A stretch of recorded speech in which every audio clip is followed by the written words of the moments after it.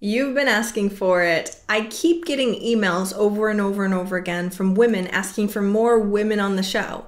Let me tell you, it's a little hard to find, even with my network and reaching out. Thankfully, I was introduced to Luba. Now, she's going to be on the show today. She's a mom, an amazingly successful entrepreneur, an immigrant from Russia. I know you'll enjoy her story.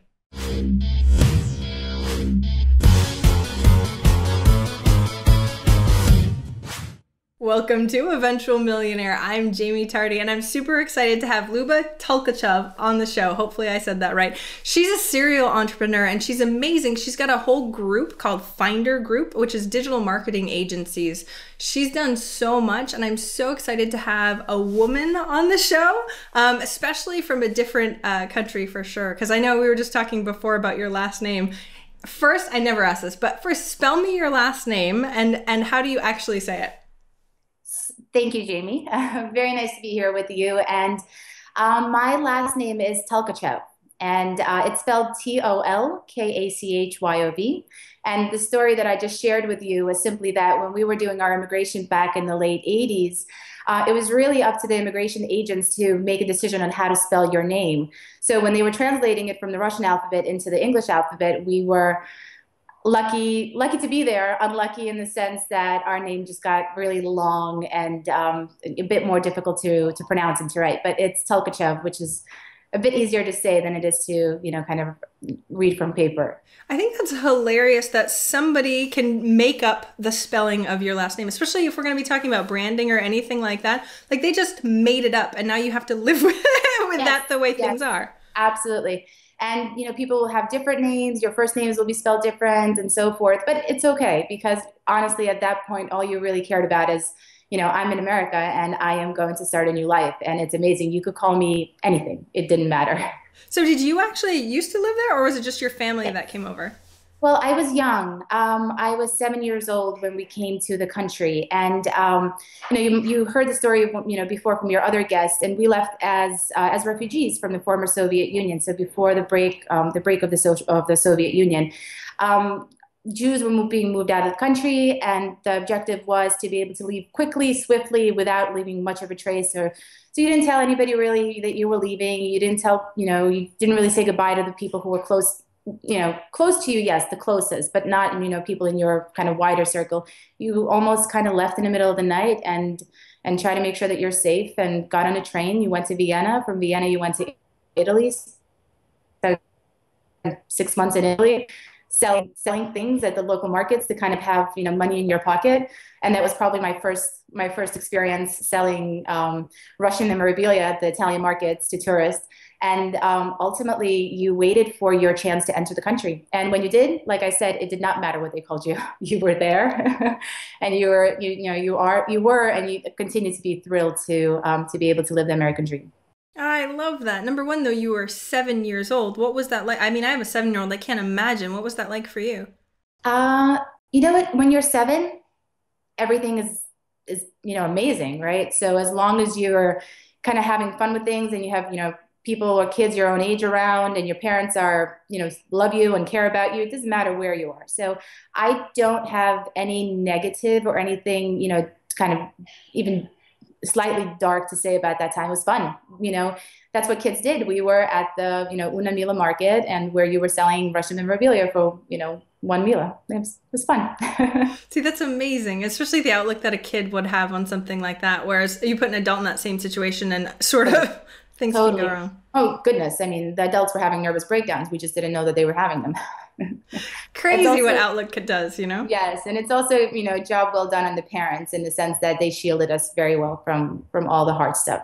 Well, and what did they do? So when they get to America, they have no job. Do they even speak English? No, they don't speak English. So the way that you were able to leave the Soviet Union, everyone was able to leave. All the Jews were able to leave, but they were meant to go to Israel unless they had a relative in the United States. And if you had a relative in the United States, it was on the relative to vouch for you and basically say, anything happens to this person, I'm responsible. I'm responsible for their health. I'm responsible for their apartments, for their food and so forth until they get on their feet. So my uncle was in the States.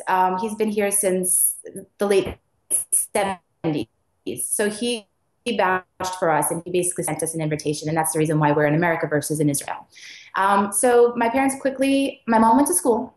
There were a series of programs that were designed for new immigrants to kind of get them up to speed. So both of my parents were are chefs, but my mom became a bookkeeper because it was an easier kind of degree to tackle, and she went to work as a bookkeeper. She continues to. It's been 20 plus years. And my dad went into construction.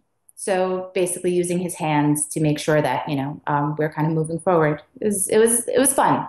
And you know what the best part was? Everyone in your circle was doing the same, right? So everyone was moving, learning, like hustling in essence. And you were like, oh, so this is what life is. This is fine. I got this. Totally normal. So you learned how to hustle at a young age, apparently. You had to, and I always tell a story of, so I introduced my mom to her best friend when we first came to the country. And the reason for that was I used to walk to school by myself, right? I was 7. We lived in Brooklyn. And, in Russia, kids walk to school by themselves. That was fine. And, that's kind of what they did. But my mom said, hey, look, it's a bit of a far walk. It's about 8, 9, city blocks. And she goes, just do me a favor, follow someone. Like when you're crossing the streets, make sure that you're following someone. So, you had to kind of be independent. So I started following my mom's best friend, right? So ultimately, when the one day that my mom actually walked me to school, I was like, oh, actually, no, the woman's daughter had a play, right? And she recognized me from the play, and she said, hey, this is the girl who's been following us, right? And when my mom finally found the woman, I introduced her, and they're still best friends. The point of kind of went on a tangent there, but the point of the story really was that you had to be independent. You kind of had to figure out ways to do things for yourself, and you had to just make sure that things were okay, because it was up to you to make them okay. It wasn't people loved you very much and they took care of you, but not everyone had the time to handle kind of the perspective, as we're growing our kids as well and growing the company as well. Well, okay, so I definitely want to get into how you first started your business, but I find this really, really interesting, especially because these traits that you learned so young, I'm sure have helped you 1,000 times in business. How do we do that for our kids, right? I'm thinking of my 7-year-old. We live not that far from school now, and I'm going, no way you walking. Even though we live in like a really nice area, like no way that he's walking. He's only 7. That doesn't seem that old at all. But how do we instill those values, even if we're not, sending them off to school alone? You ask me that, but I ask myself that question as a parent on a daily basis. How do I walk into a store? When I walked into a store with my parents, a slice of pizza was a really big deal. Like if you got me a slice of pizza for $1.25, I felt like I just won the lottery because you didn't have money to spare on eating out, right? It wasn't about the $1.25. You just didn't spend money on eating out. You had your food at home, and you made sure that you were very frugal with your money because you had to pay rent, right? So when my daughter walks into a store and there really isn't a concept of no for something so minuscule. But what I very much is I share the story, and I know that I'm going to become that parent who eventually says, "Well, when we were young," and I don't care. I'm going to be that parent, and I'm going to make sure that it gets through their head, her head. And the other piece of it is I make her responsible. I make her responsible, even though it's pretend. I make her responsible for her brother. I'd be like, "Hey, Zoe, so can you please go get a bottle for your brother? The formula is right there, and the water is there, and can you just make it happen?"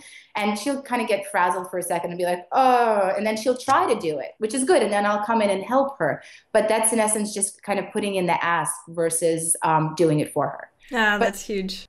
It's a very small example, but I ask that question of myself and of my husband and many people in my life because I don't know how to get that same kind of, experience to them. And they should experience it the same way. So but in essence, that's the story there. I love that. Okay, so how did that really set you up? And I get this question all the time, like, what's the secret sauce? Why are millionaires blah, blah, blah, right? And I hear stories like this of going, well, I had to hustle. I knew what hustle was at the age of 7. I knew that I had to take self-responsibility. All these things that are really important and really paid attention as you're growing and as you're trying to do your business. So tell us about the story of how you first started your very first business, and then we'll get into where you are now. Sure. Well, I think probably a lot of so a lot of the traits that I explained to you just now were also, they were kind of innate, or taught in an early enough age where they felt that they were innate.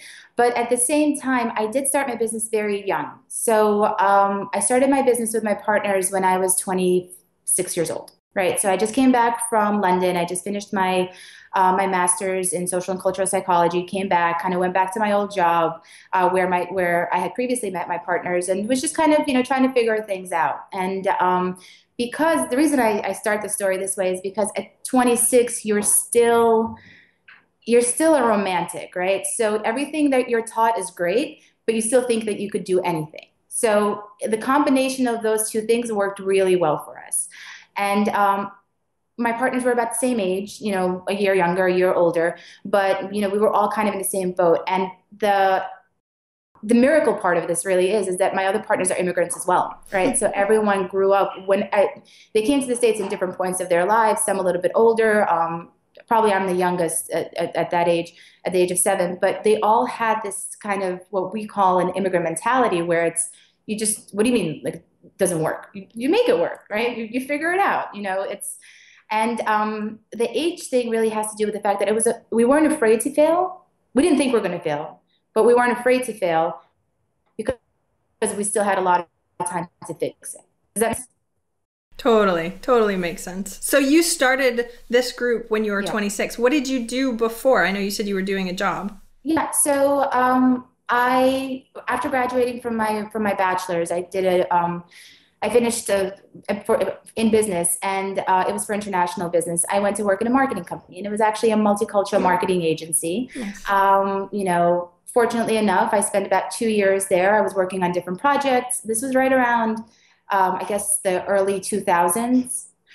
Yeah, it was the early 2000s. And, companies started spending a lot more money and putting a lot more budgets towards the multicultural consumer, right?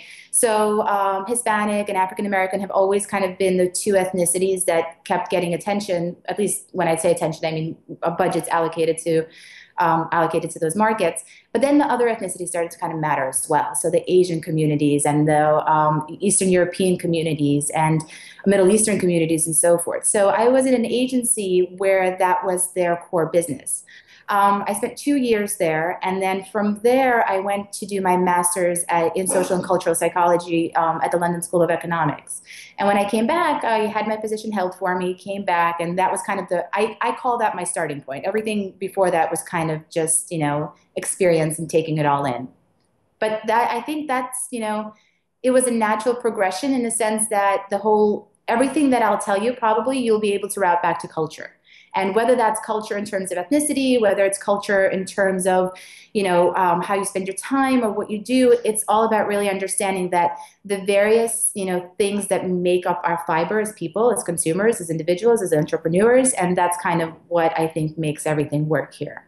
I love that. Tell me more about what you guys do as a multicultural digital agency and all that fun stuff. Sure. So kind of, when we love to tell a story because it's a very cliche story, and we feel like it's a dream, and we kind of want to share it in that particular sense. But the truth of the matter is, one of my partners was getting married, and he had a destination wedding, and we all, we were friends at that point. We all went to his destination wedding, and the day after the wedding, everyone's a little hungover, and we're at the beach and got another round of cocktails, and the conversation came up, like an adult conversation came up, like, what do you want to do with the rest of your life, right?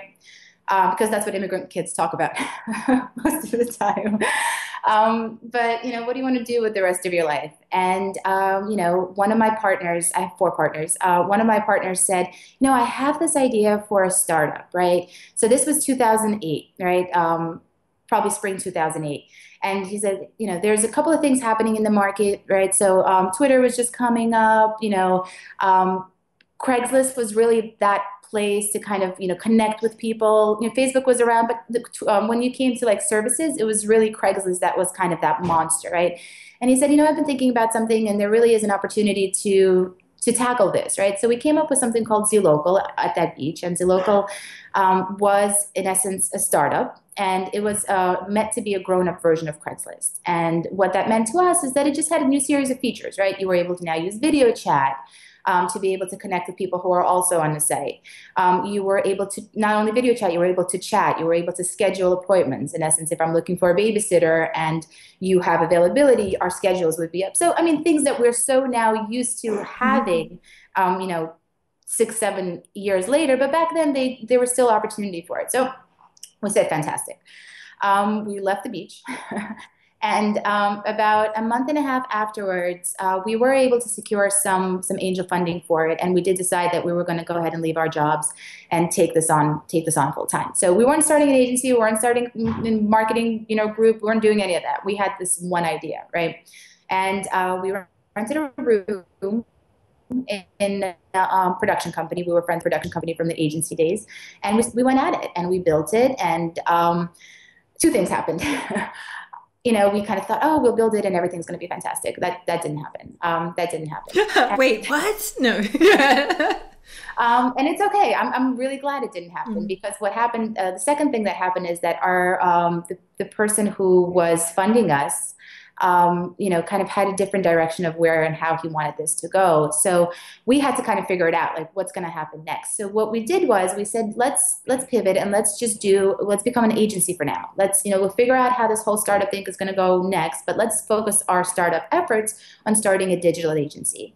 So that's what we did. And it came a little bit easier because, we had years of experience, and at least we had some network to work within, and we knew which doors to be able to knock, to be able to at least have them open slightly, and then, use our whatever tools we had to be able to kind of close contracts and so forth. So, we were lucky in the sense we were able to secure one big contract, and that allowed us to kind of give back the money that was given to us, and Wow. set us free to do the work that we wanted to do. So that became Finder Interactive. And Finder Interactive is a digital and mobile agency. Everything from actual development of products to the advertising in the digital environment, in the mobile environment, and so forth. So that became Finder Interactive. What happened next was a lot of fun, actually. So what happened next is that who are now our partners, another agency started called Gravity Media, right? And Gravity Media started as a multicultural agency to really try to change the way that the multicultural agencies worked. Because I don't know if you've ever had a chance to or been exposed to that part of the ad industry, but a lot of the agencies were a bit stale, and they use cliches and this stereotypical aspects of an immigrant and what is an immigrant. So you have to advertise, everything has to be red because the Asian consumer is going to get really offended if you use another color, or it's bad luck. And they would just be these myths and, things that weren't true. And most importantly, what they were not doing is looking at the new community. So the old generation of immigrants would come to the country, and those who were young enough, they would try to assimilate, right? They would try to learn a language, become as American as possible, whatever that meant for them, and kind of live that world. They would let go of their cultural identity and transform into another identity. With the new wave of immigration, tons of expats living in the States and so forth, people embrace both, right? I am the most proud American you'll probably ever meet. However, I do have another culture that is part of me. So, and this is not only for me, it's for, the millions and millions and millions of various new immigrants that are in the country. And when I say new, I don't mean 1, 2 years old. I actually mean, 20 years, because that's how, things are different now. So when the current state of the multicultural industry was happening, it was kind of, put it out in Chinese, put it out in Spanish, and this is the only way that they'll be able to understand. They didn't think about this 2.0 or 1.5 generation that we started kind of talking to, making it more personable, understanding that they are certainly, yes, they are African American, or they're Hispanic, or they're Asian, or they're Russian, but they are moms first. They are, brothers first. They are sports fans first, and whatever. And we brought the culture of who they are first before their ethnicity. And that kind of made all the difference in the world, and really led us to see substantial growth in the Gravity side and the multicultural side, which actually brought us, we made Inc. 500 last year. We made number 252 of the fastest Huge. growing companies, private companies in America. And, as a group now. So just to kind of take a step back. So when we kind of figured that we now have two agencies, and we also have a PR company that we were starting. We're like, okay, let's bring it all together under what we're calling Finder Group, right? And from that perspective, we talk from one voice now. We try to move forward as Finder Group, and in essence, when we try to explain who we are in the very short nutshell, we do focus it on culture, but we try to explain that culture is not ethnicity, and it will not be, because we do a lot of work with with the military. We do a lot of work with veterans. We do a lot of work with busy professionals, and those are all cultures. Hmm. They are just, they're just different. And it's really what has been able to be our gem, our unique selling point in many conversations. I love that you call it Yeah. that, because a lot of people don't sort of, we talk about finding your USP, but you just sort of hit the nail on the head. Like, yeah, we had a really good USP and that helped us grow Yeah, exponentially, which is absolutely. great. Absolutely.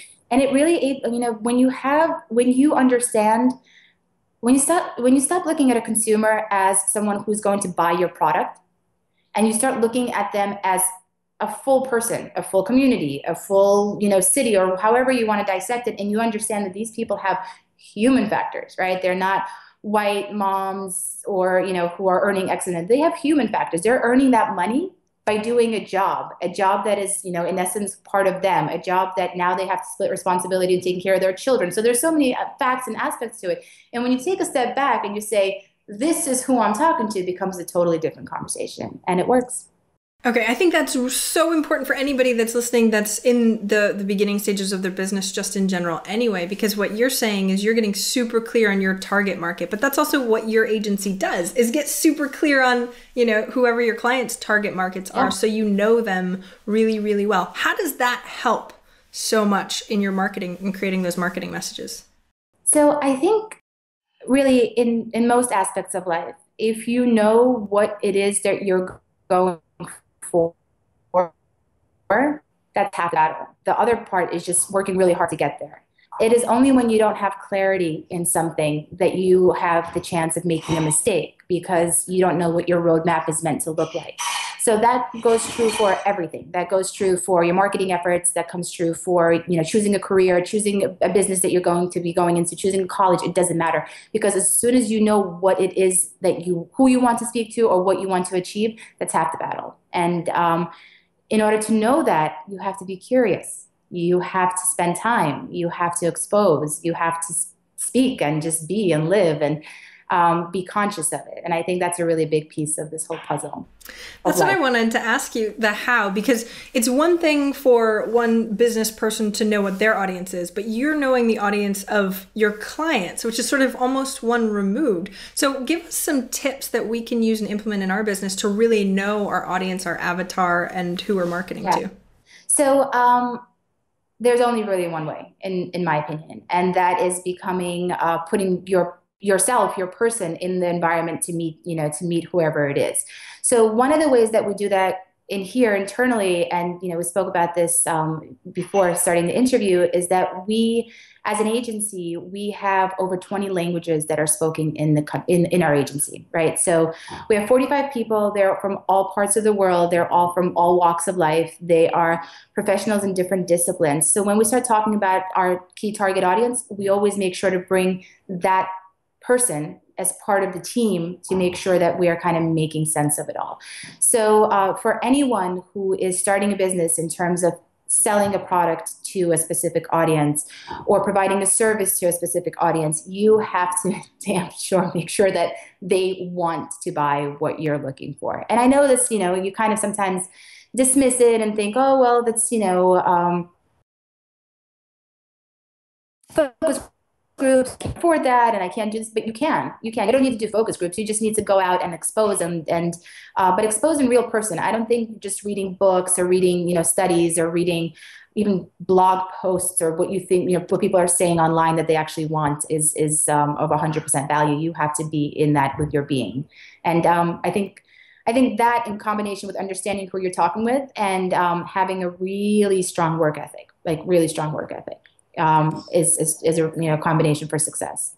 So many people are scared of just going and talking to the people that they are going to Yeah. be marketing to. So yeah, No, huge. you have to. It's a must. And I think kind of one of the things that we talk about internally is, like, money is always a factor. You, as a company, you always look at, the figures that you want to hit, financial goals that you want to set for yourself, and so forth. And we do that every single year. We're very transparent, and we're very good about sharing that with our company. Everyone knows the dollar figures that we have to hit and so forth. But everyone knows that that is goal number two, right? Goal number one is the fact that you have to have a purpose. You have to be doing this for another reason outside of money. Because if you are only doing it to get financial reward, and by it, I mean running a business, by it, I mean, really dedicating yourself to something fully for only financial gain, you're not going to be able to be successful because you're not thinking necessarily about the person who is in receipt of your service or your product. And it can't be that. You have to have a higher purpose. And I'm very comfortable with, financial goals being a tie, 1-2 tie, but it has to be a combo. It can't just be one or the other. I love that you said that. A lot of people don't want to yes, it's about the need in the market. It's about all that other fun stuff too. Yeah. But having that reason why. So even your employees have a purpose. They all have a reason why.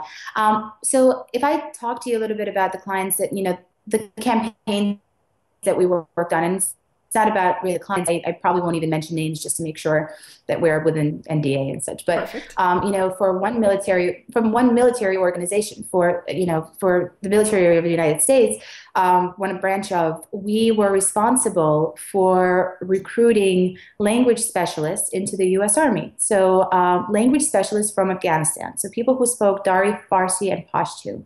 Americans who spoke Dari, Farsi, and Pashto. That is a needle in the haystack. Wow. But the reason why we were tasked with this, which was mission critical, it was absolutely mission critical, was because our men on the ground were in danger, because they were relying on locals for their translations and for, the cultural guidance, which wasn't always, the people didn't always have the best intent, right? Most people do, but there were incidences that we had to protect the country had to protect our soldiers against. And in essence, we were responsible for bringing on Afghan Americans into this branch of the military to be able to help the efforts of freedom abroad. Amazing! Who gets to do that? No kidding. That's huge. You're like, wait, I thought I was a digital marketing agency. Wait, I'm helping people in our troops in Afghanistan. That's insane. Yeah. Yeah. And I mean, when you think about that, but the other flip side of that is okay, you can't just go ahead and come into an Afghan neighborhood and say, hey, listen, mom and dad who just left as refugees, running from a war-torn country that, wants to have nothing to do with you. Please give me your firstborn, and, he'll become part of a military and go back there. They're frightened. These are not, the message is wrong. We spent the first year really trying to figure out who the centers of influences were, speaking to professors, speaking to religious leaders, speaking to moms, speaking to dads, making sure that we explain what the efforts are and why they're being done and what the benefits of this for everyone is. And then can you really only come in with a proper, what we could consider a form of advertising. So it was an amazing mission, and it was two and a half years in the making, and it ultimately had a really great success, and it was amazing. And when we opened a meeting internally or externally with, we actually got to help freedom efforts. That's cool. That's purpose in itself. My gosh, you're like, I am a proud American. That's amazing. Yeah. And that's the reason why people are here, I think. And even when it comes to other things, it doesn't, like I said, it's not about necessarily, ethnicities. We work with many veteran companies that service veterans, and, veterans is a culture, it's a community, it's something that you have to treat very, very differently than just kind of going out with a general message, because there's so many values that are near and dear that you have to respect those. And when you respect them, it works. Yeah. I love this. And I want to talk more about this, but I also need to get into, you're a mom, right? And I get asked all the time to have more women on my show, especially women who are mothers who are doing amazing things, because apparently this is few and far between to find. So since I have you here, I have to ask you. So how old are your kids? We mentioned them a little bit, but how do you balance all of this? How can you be the, amazing, strong businesswoman that you were before you had kids and do everything else as a mom too? Yeah, so that was, I have two children. My daughter's 3.5 and my son is 10 months. So when I was pregnant with my daughter, I don't think I've ever had, I had no answers. Like, I don't know how this is going to go down. She's going to have to come and she's going to have to figure it out. She's, she has to get a sense of independence, and I'm going to beg for help in, any place possible and hope to make it work. So, um, I am very fortunate in the sense that I have a very strong family or family nearby who is able to help us raise our kids. So we actually don't have a nanny or a babysitter or anything come in. We have our grandparents, which is we have them come in. So my husband's grandparents will come in on certain days, my parents will come in on certain days. But that's irrelevant. That's kind of just what happens when we're not there during the day. The other piece of it is really making sure. Like, I have a policy. I don't work on weekends. Like, unless I absolutely have to, unless there is some kind of emergency that really somebody's going to get hurt, or something's really not going to get done. I don't work weekends, and I count those days as really my, like, I have to be all in. Like, there's no phone, there's no, there's no internet, like there's no, like, you just don't do that. You're with your kids for those days because that's all you got, right? Everything else kind of is a book calendar, and you could be home early and you could be home late and you could be on a trip that requires you to be out of town for days in a row. But the other piece of that is I make sure that I bring my daughter, specifically because she's older, into the office. Mm-hmm. She needs to see it. So when mommy goes to work, she needs to understand that mommy actually goes into an office and she does work, and she has people around her, and they're good people, and they all kind of seem to be having a good time together. So mommy's in this like good place, even not that she really cares if I'm in a good place or a bad place, but I think this is more important for her now, as she gets older, to just be exposed. This is what happens, and this is good. This is normal. This is a good place to be. I also have a really good husband. He's amazing. That's always good too. Yeah, so what does he do? Does he work also?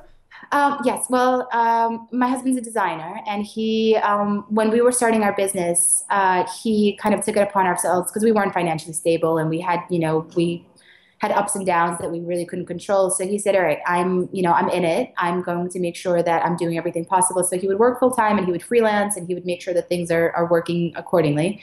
And then last year, when our situation kind of got into a little bit more of a stable place, by our, I mean Finder Group situation got into a better place, we actually had a pact. And I said, hey, you don't have to you don't have to go into the office full time if you don't want to anymore. Go ahead and start exploring the other projects that you've been working on. So he's a little bit more flex time now than that. So the combination at this moment works. I hope it works for a long time.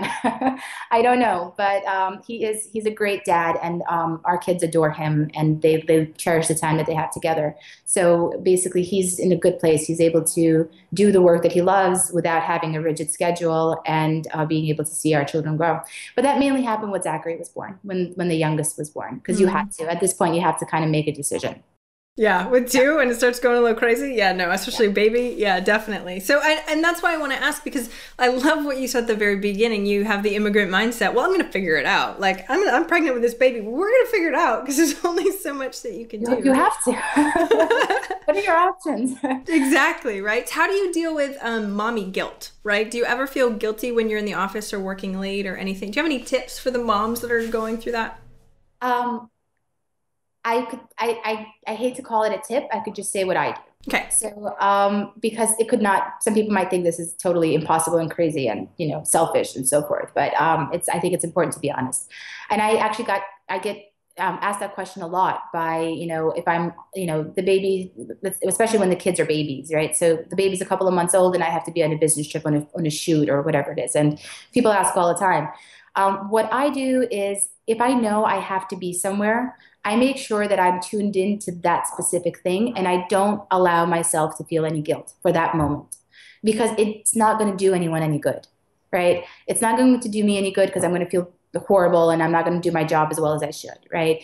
It's not going to make my kids feel any better when mommy's crying on the phone trying to see them. It's going to make my husband feel miserable because maybe we should be doing things differently and I shouldn't be the one at home, just kind of flipping it all around. So I really try to focus in really hard about what is the the task at hand, make sure that it gets done right, make sure that it gets done well, so I could get back to being with the family. And then then it kind of like the love and the guilt and everything else that comes with it, I allow for that to pour in. And that's why I said it could seem selfish, it could seem, impossible, but that really is the only way that I'm able to handle it, just to make sure I'm 100% in that very moment, wherever that is, either that's with my work or with my kids. Because if I'm half-half, it's no good. Go insane. You drive yourself crazy. I know, right? And I think that's huge. And everyone around, yeah, and it's not fair. Definitely. I really, really appreciate that. And I know the people that are moms appreciate just hearing the honesty of whatever it is you do. Because I think we definitely need to share it a lot more. I know everybody tries to be super mom, and don't get me wrong, I try and be super mom too, but nobody can, and therefore we all fail, and that sucks. So just being honest about what we can do. And I think that's the most important part. I think the honesty has to come with yourself first, right? And then your kids understand. Your kids love you. They don't care. Like, as long as you're there when you are there, and you have to be there. So that's point number one, though. You have to be there. It's just a matter of, you have to make sure that you're setting that time to be there versus always worrying about, oh, I'm not there. You have to just make sure that you spend and you dedicate the time. For me, it's weekends, that I'm there. But the other 5 days of the week, I have to do, I have to do other things, and I am okay with that. I'm okay with that. And I know it, and I know they'll be okay with that as well, once they kind of understand that better as well. Definitely. I think it's hilarious how we talk about, previously you were 7 years old walking to school by yourself, right? And we're all worried about, oh my gosh, well, I might have to be here for a short period of time or something like that. It's so funny how we evolve and we just want to do everything just in general. Yeah. But back then it was like, you got to do what you got to do. And it's the same now. You have to. And the other piece is, I always looked at my kids, and again, it doesn't work for all, but I always looked at my kids as really smart, independent children, people. So yes, of course they're babies, and I understand their limitations, but at the same time, my conversations with them are never, kind of like, cuddly and gooey. It's always like, hey, like this is what's happening. Hey, can you please go get your own drink? Mommy's tired right now. Or, you know what? Mommy needs a glass of water. Can you hook that up, please? Exactly. Come on. They can do stuff for us too. We should be happy. Sometimes it works. Sometimes she comes back with water on her head, and it's okay, I guess, if you have to clean it up, but, But it is a philosophy that I try to follow. My kids are capable, they're able, they're smart. Yes, they're young, but they'll, they need to you need to instill independence in them as early and as much as possible. And that's an asset. I mean, it's not bad. It's an asset. It's something that's even better, that will set them up for the future, not just give you a break. It'll do both. Why isn't everybody doing this all the time, right? The other piece, the other piece of that is I come from a mindset that no one has to give you anything, right? Like, no one owes you anything. It's more that you owe it to yourself. You owe things to your family. You owe, things to your community and so forth. But no one has to do anything for you, right? It is a treat. It's fortune. It's luck when you kind of come into collaboration with people who want to do the same things that you're doing. There can be a sense of entitlement, because if there's a sense of entitlement and somebody doesn't do what you want them to do, you're disappointed. And that's not a fair disappointment. No one owes you anything. You owe things to yourself, and you use hard work, and you use your intelligence, and you use your whatever else you got to make sure that you achieve those things. And I think it's really important for them to understand also. Mommy loves you very much, but mommy does not owe you a candy bar. It's earned, right? It's, and if you did well, you could probably have it. And if not, it sucks. Because that's real life. And so setting our kids up for real life is going to only help them in the future. And expectations. Yeah. I was just saying that I think people are going to think I'm a very strict mother, and I hope no one calls child services. No, I really, it's funny. I really think that we need to sort of pull that back, right? Because we do, I'm more of a lax mother, not lax, but you know what I mean? And my husband's more the disciplinarian, stuff like that. And it causes so many more issues. Like, if I was a disciplinarian, they would probably listen a lot better to me over my husband. You know what I mean? It's so funny the way it is. I'm setting myself up. The issues that we do have, don't get me wrong, my children are amazing and awesome, but the issues that you do have, I'm like, that was me. Yeah, that's my fault, not yours. Like, you're acting crazy, but that's because I let you last time. And You know what I mean? And I'm Yeah. setting myself up. So that personal responsibility, which is what you're trying to instill in your children, right, is so important for as we grow up, for sure. And I really appreciate this. And I know I sort of flipped. We usually talk very solely business, but I had to No, have please. and really talk about this on this side of things. Because that's, that's the other part who has our heart. Our kids have our hearts. Our work has our hearts, and our kids have our hearts, and our families do. So it's important to make sure that you realize it.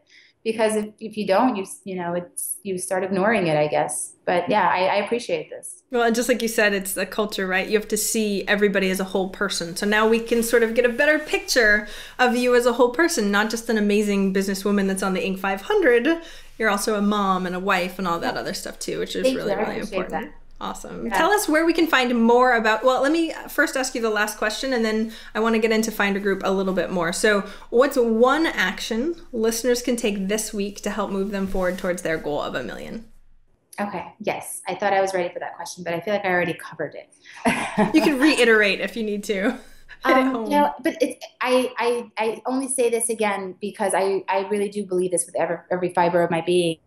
I think if you know what it is that you're looking for, you're able to get there, right? So I think the one thing really needs to be to identify, whether it is for that week or for that month or for the year, the things that you want to achieve. And they could be, I want to make sure that I hit the gym 3 times this week. I want to make sure that, I take my kids to soccer practice, or whatever that is. But as soon as you identify it, you know what you're working for. And whether identifying means putting it in your, sometimes what I do, I send myself an email, like, things to do today or whatever it is. And on certain days, I'll send an email that says, good things that happen today or bad things that happen today. But I need to make sure that I identify them, and then I could achieve them. So, that's a really big piece of, I think, being, and I hate to use the word successful. It's not successful. Just kind of moving yourself forward towards whatever it is that you're trying to achieve is,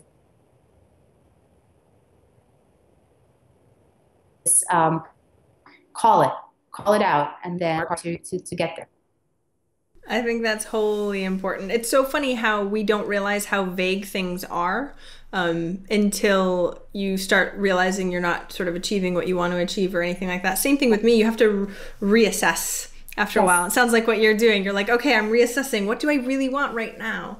Yeah. Well, Jaime, you wrote a book. I mean, that's, I think, the best exercise of trying to kind of make your list and make sure that you're doing it, because it's one of those exercises that you could spend 3 months doing it, you could spend 5 years doing it, right? And you have to keep yourself in check. Definitely. And it was a chapter a week. It was like no matter what, chapter a week, no matter what. Yeah. So that was you. That was you identifying your goal. That's fantastic. It's well, and that's so so easy to be able to put into numbers. And the hard thing is for anyone listening, when things are a little more intangible and not so easy to break down, we just sort of go, I don't know. Book actually was pretty easy because you know how many words you need to write, how many chapters you need to write, all that fun stuff, the date you need it by.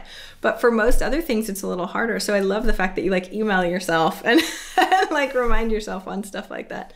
I think that's really important. Yeah. So where can we find more about Find a Group, and what types of people do you work with and work for, so we get a good general idea on that too? Yeah, so the other piece of Find a Group, and we didn't get to talk too much about it, is the digital agency portion of things. And actually, as part of the digital agency, we started an incubator in which we kind of went back to the root of their original idea of starting a proper digital startup. And we have an incubator internally where ideas that come up, we produce them. One of them was, the most recent one was the app that we were talking about earlier, and it's called Yenta. And Yenta has a funny tagline. It's called Find Your Jubu.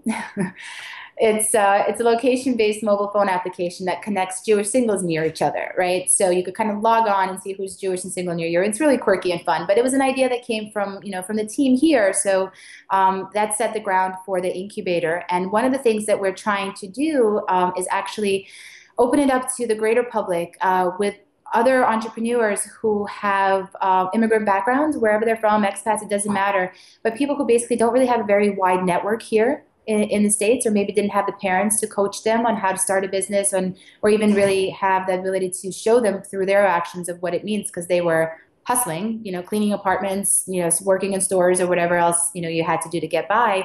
We're looking to open up our office and just kind of create office hours and spend a lot more time with this sector of our entrepreneurial, community to just kind of talk and discuss, and hopefully get that to a better place.